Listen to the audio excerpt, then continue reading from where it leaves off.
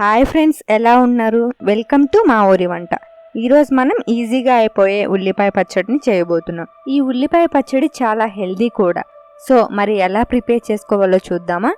ముందుగా ఒక ప్యాన్ పెట్టుకొని అందులో 2 స్పూన్స్ ఆయిల్ని వేసుకోవాలి.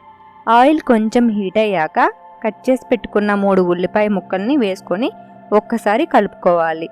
ఇప్పుడు అందులో 1/2 స్పూన్ పసుపు, 1 స్పూన్ సాల్ట్ వేసి కలుపుకోవాలి.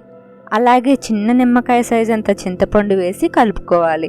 మీకు కావాలంటే చింతపండుని వాటర్లో నానబెట్టి దాని రసంని పోసుకున్నా సరిపోతుంది. కానీ నేను ఇక్కడ ఇలా యాడ్ చేశాను చింతపండుని, ఎలాగో మిక్సీ వేస్తాం కాబట్టి. చింతపండు వేశాక ఒక 5 మినిట్స్ ఉల్లిపాయల్ని మీడియం ఫ్లేమ్లో ఇలా మగ్గించి స్టవ్ ఆఫ్ చేసుకోవాలి. ఇప్పుడు వీటిని 10 మినిట్స్ చల్లారనివ్వండి.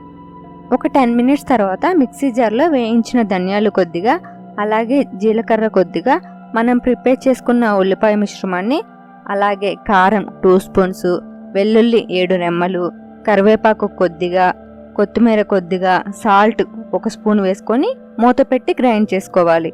ఇప్పుడు స్టవ్ మీద ఒక ప్యాన్ పెట్టుకొని ఆయిల్ ఒక 3 స్పూన్స్ వేసుకోవాలి. అలాగే పోపు దినుసులను కూడా యాడ్ చేయండి.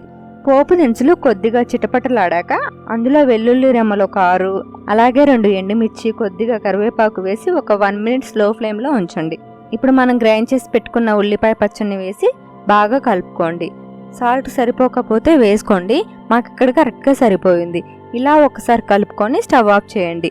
అంతే, ఉల్లిపాయ పచ్చడి అనేది రెడీ అయిపోయింది. దీనిని వేడి అన్నంలో తింటుంటే ఎంతైనా తినాలనిపిస్తుంది, అంత బాగుంటుంది ఉల్లిపాయ పచ్చడి. సో మీరు కూడా ట్రై చేయండి. మీకు ఎలా వచ్చిందో మాకు కామెంట్ చేయండి.